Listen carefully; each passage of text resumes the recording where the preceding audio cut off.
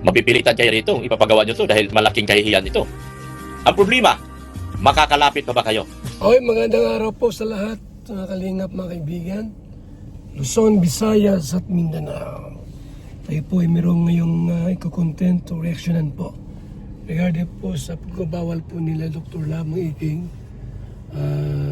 sa bahay po, no? Bawal na po pumasok sa bahay or pumunta po sa bahay nila Tikyo or Biansi, mga kaibigan. Bawal na raw pong pumunta roon. Tapos, ang gusto pa nila po ay ang kalingap ang magpapagawa doon sa mga crack, bitak po na sanay po ng pagbagyo. Anong lindol, mga kaibigan. So, paano natin matulungan ang Batalero family kung ayaw nilang magpapunta roon? Ito po yung video po, no, na ating po matutunghayan at mapanood.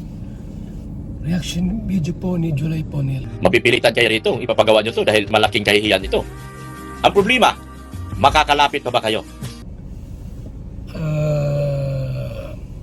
Mapipilitan daw po na ipagawa yung bahay kasi nga mapapahiya daw po ang kalingap. Pero ayaw po nilang magpalapit. Abay, willing kaming ipagawa yan. Handa kaming tumulong dyan kasi kung baga sa ano po, kami ang nagpagawa dyan sa bahay na yan, ang Team Kalingap. Tapos nasira po ng lindol, willing kaming magpagawa niyan. Kaso po, ang problema, ayaw nila magpapunta dyan sa kanila. At alam niyo ba, mga kaibigan, mga kalingap,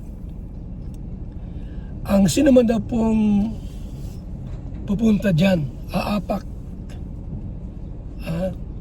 50 or 500 meters ay huhulihin daw po nila. O, di paano kami? Paano makatulong po ang kalingap? So, willing kaming tumulong para ma-repair, maayos yung bahay na yan. Pero ayaw nyo namang magpaapak, magpapunta dyan. Paano yun? Ano ang gawin namin? Pwede maglabas kayo ng pera. Maglabas kayo ng pera, ipagawa nyo ito. Ang kalingap po ay talagang handang tumulong. Katunayan nga po, sabi nga ni July Ponil, magbibigay siya ng 30,000 pesos. Ano po, sa pagpaparepair, sila Inday PB, gusto rin magbigay. Alam ko 20,000. Ako rin po, mabigyan ko ng 20,000. Ako po mismo, mabigyan ng 20. Pero paano ibibigay kung ayaw namang magpaapak? So wala kaming magawa po, di po baga. Gusto mo tumulong, ayaw mo nilang magpaapak sa lupain, sa bahay po nila Bianse, para iabot yung tulong, hindi kasi pwede pong pa-Gcash kasi malaking pera po yan. So dapat yan ay personal na iabot po namin. Pero wala kami magawa po sa mga bagay na ito kasi ayaw nilang magpaapak or magpapunta po dyan sa kanila. Yung isa po dyan, bawal na hong palapitin ang kalingap dyan po sa lugar ni na V. Yung date po dyan na binanggit ni July, Biansi po yan. So, napakalinaw po na ayaw tayong pupuntahin doon. Gusto mo naming tumulong para ma-repair yung nag-crack, nagbitak-bitak gawa ng lindol, ayaw tayo papuntahin po dyan. So wala kami magagawa po, mga kaibigan, kundi sumunod kami sa gusto po nila. Sino ba kami para hindi sumunod? So wala kami magawa dyan, mga kaibigan, ha? Gusto ko mang tumulong, gusto maming tumulong, pero wala. Wala po, bigo kami na tumulong sa Batalero family. Tapos pangalawa ho, yung patungkol naman po sa pagkasira o pagkakaroon ng bitak-bitak sa bahay. Ang dapat daw gumastos, ang kalingap. Totoo ho ba ito? Totoo man o hindi, Engineer July Ponil, dapat lang na tayong gumastos dyan kasi pinagawa po natin yan. Tayo nagpagawa ng bahay na yan.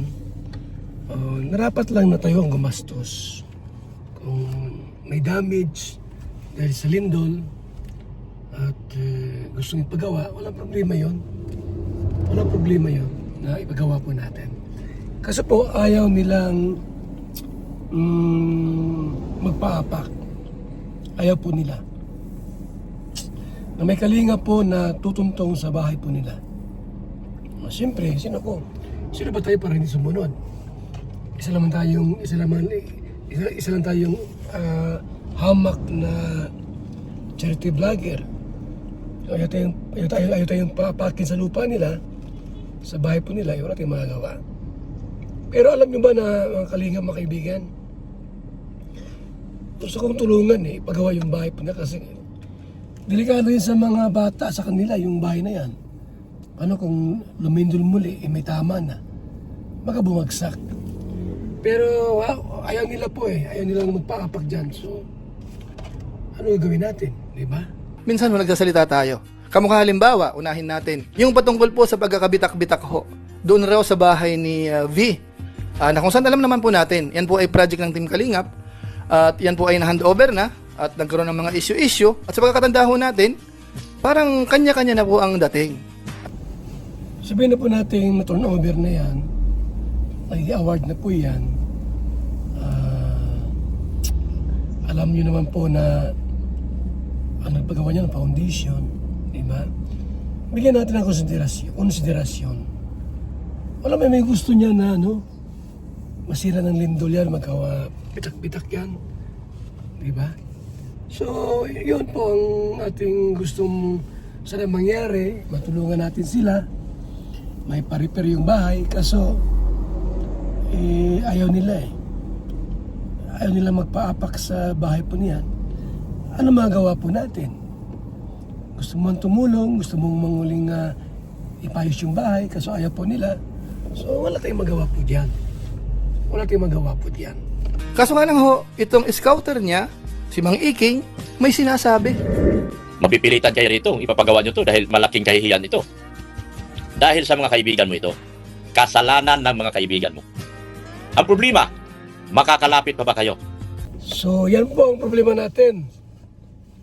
Dito tayo makakalapit dyan. Ayaw nilang palapitin tayo.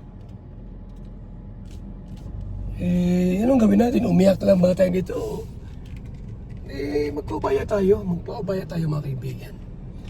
Ayaw tayong palapitin. Gusto mong tumulong. Ipa-repair yung bahay po, yung mga nasira po ng lindol. Kaso ayaw nilang magpalapit. Wala. Grabe talaga. Gusto kong tumulong talaga dyan para maipa-repair yung bahay po, pero ayaw po nila. O sige po mga kaibigan, at ako'y nalulungkot dito.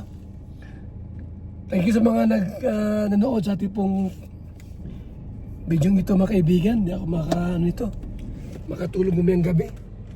Sobrang lungkot. O sige na po, thank you so much. Mabuhay. And ingat palagi. Ingat palagi po sa mga lakad natin. At alam mo naman, uso ang lindol ngayon. Grabe ang lindol, walang pinipili. Mabuhay and God bless po. Thank you so much. Bye-bye. Hirap ako magbuntis, pero dahil sa BSM, Kalingap Kape, ngayon nabubuntis na ako. Kaming mga OFW, laging pagod sa trabaho. Pero dahil sa BSM, Kalingap Kape, meron kaming energy. Ayan mga kalingap, mag-BSM kape na kayo.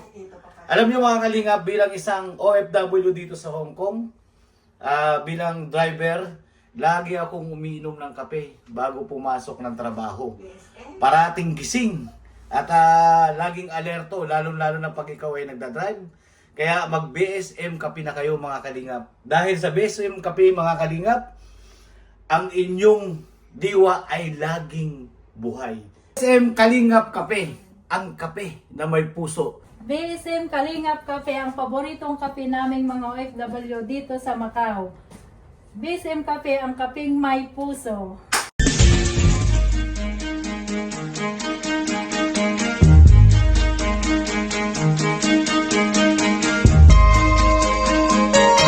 Ito ang palatuntunang tunay na lingkod bayan.